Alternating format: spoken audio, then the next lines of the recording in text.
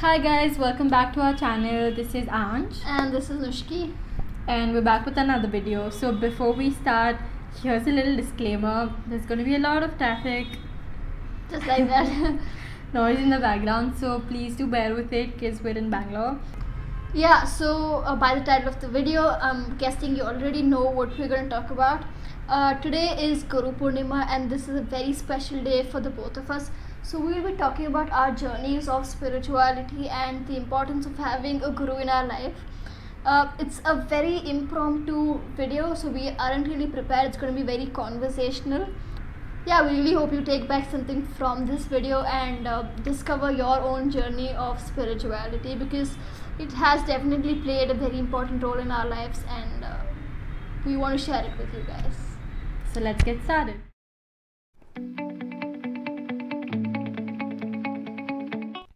We celebrate this day of Guru Purnima because it reminds us of how blessed we are to have a guru in life who guides us and teaches us to be better human beings. Yeah, I think Guru Purnima is one of the most important days of the Indian tradition, and we must celebrate it more. And we must celebrate the teachings, the values, the ideologies that a guru has taught us. Yeah, the word guru is derived from Sanskrit words, which is gu, which means darkness, and ru is something that removes. So guru in totality means remover of darkness. So before we get into the details about how we met our guru and what our spiritual journey has been so far, I think one thing I really want to address is that spirituality is a very misunderstood concept, right?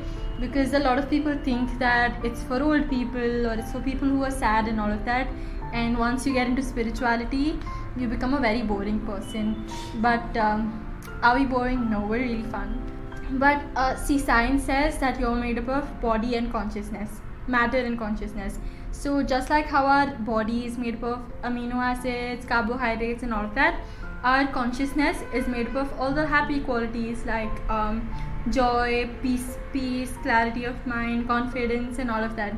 And spirituality is purely something that lifts your consciousness up, like something that makes you more confident, makes you happy, makes you peaceful. So even if you try to run away from it, I believe spirituality is a part of you. You want to add anything?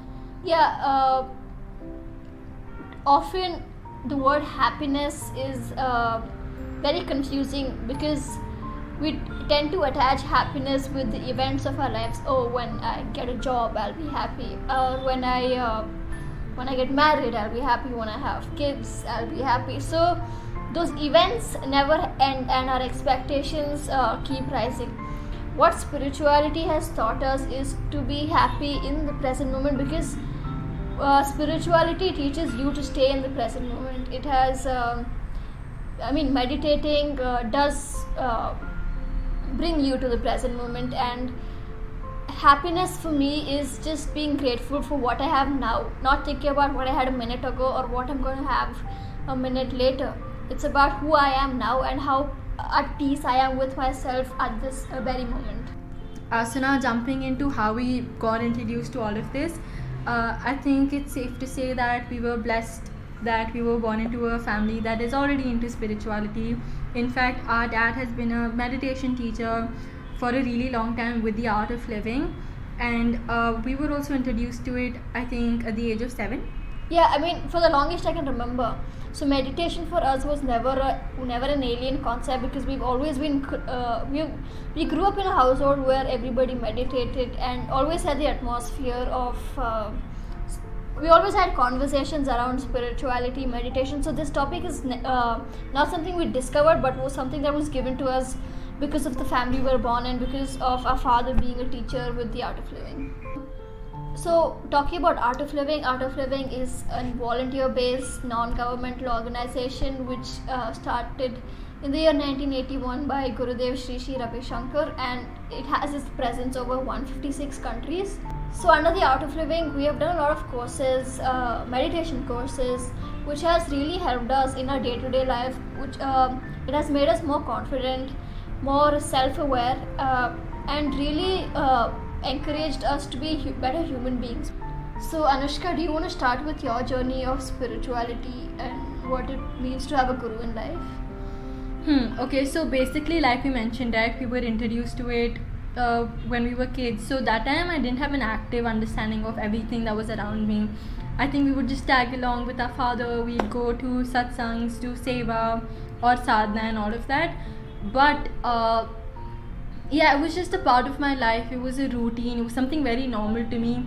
So I didn't actively try to understand what it was until I was 17. I think at that phase of my life, I was just not feeling the best version of myself, and I felt very empty, and I think I had a void. So that's when I did my first happiness program with Art of Living, and I realized it was magic. It did change a lot of things for me, and I think it brought in a huge shift in my perspective of everything around me, of life, of universe. Ever since then, I can't really come up with one definition of spirituality, right? But through the course of time, I think 3-4 lessons that Gurudev has taught me that has stuck with me forever is one, the first one being that you are everything yet you're nothing. So when I say you are nothing, Gurudev has talked about how if we have to look at the universe in total, I mean, we are just a part of Milky Way galaxy, but there are so many other galaxies, so many other planets, and one among that planet, we're just like one dot. So we're absolutely irrelevant sometimes, and we're very insignificant. So that makes us nothing. We're just really nothing. But again, we're so much bigger than the emotions that we feel, than the regrets in our lives, than the mistakes that we make, than the anxiety that we all have. I think we're much bigger than all of that. Adding on to what you said, the importance of knowing that we are nothing yet we are everything is very important, because when we realize we're nothing, our ego is kept at check. And knowing that you are still everything kind of like ignites the valor inside of you to just become so much better and do better for the world as well. Yeah, knowing that you're everything also makes you realize that all of us are one single consciousness, that we're more than just our body, our pleasure, our needs, our wants. We're much more than all of that, and that really helps you to realize your fullest human potential at the end of the day. Coming to my second lesson, right? So I feel like every single person has some darkness and some good inside of them, right? We are a mixture of both. But I believe that spirituality and having a guru in your life will always let you overpower the good over the darkness that's inside you. So one classic example I always like to use is that of Mahabharata. So always give power to the Arjun inside of you more than the Duryodhana inside of you. So yeah, that's what spirituality. Both good and bad is present in you. Yeah, I don't think the world is made up of good or bad people. I think everybody has it inside of them. It's just what they choose to give more power to. Coming to my third lesson, I think spirituality has taught me that there's so much joy in giving. I feel like we're all here to leave the world in a much better place than we were born into it. Yeah, I think just coming into the world, fulfilling our needs and wants is a very small aim to have, according to me. Just to do something that will leave a mark even after you die is something that's really important, and that can only be done through making the world a better place, like you said, than you found it. Yeah, like there's one favorite quote of mine which says, if you want to save the world, save yourself first, and by doing that you're saving the world. So just be the best version. Just being the best version of yourself is what spirituality is to me.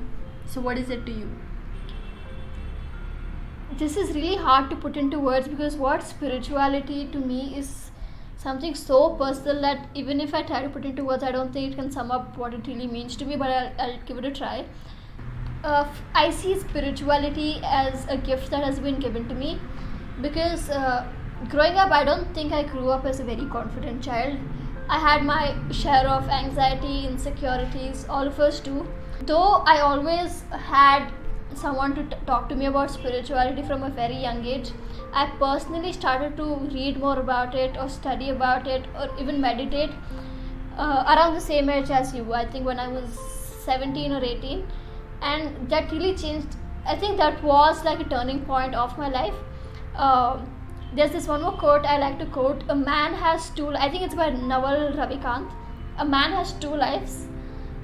One is when you are born, and the second one is when you recognize that you only have one life. So I think that was a turning point in my life because I realized that I really didn't make most of my childhood because of my insecurities, my anxiety, and I had a lot of fear of the unknown inside me. But when I really went when I really dived deep into the whole concept of spirituality, it really made me realize my truest potential. After having a guru in your life, a lot of fear, anxiety, and all of that was taken care of for me. Like, I'm a person that can worry about the littlest of things, but so here's a word called providence, right? It's basically It's our favorite word, by the way. I think we're gonna get a tattoo of it. Yeah. So providence basically means the feeling of being taken care of. So at every point in my life, I don't really worry about little things anymore because I know that someone is taking care of me and there is someone I can fall back to, right? So there are a lot of books on spirituality. There are a lot of you can learn spirituality on your own, but to have a guru and to have an organization that continuously grows together is very important, because at the end of the day, we're humans. No matter how much I try, I know I will fail at some point. I will not be the best version of myself. And to have a guru, to have an organization like the Art of Living, who all of us, where everybody focuses on growing together, and just something about the collaboration and consciousness of so many people with a similar goal and similar mindset, it kind of reminds you of your purpose and brings you back to where you belong.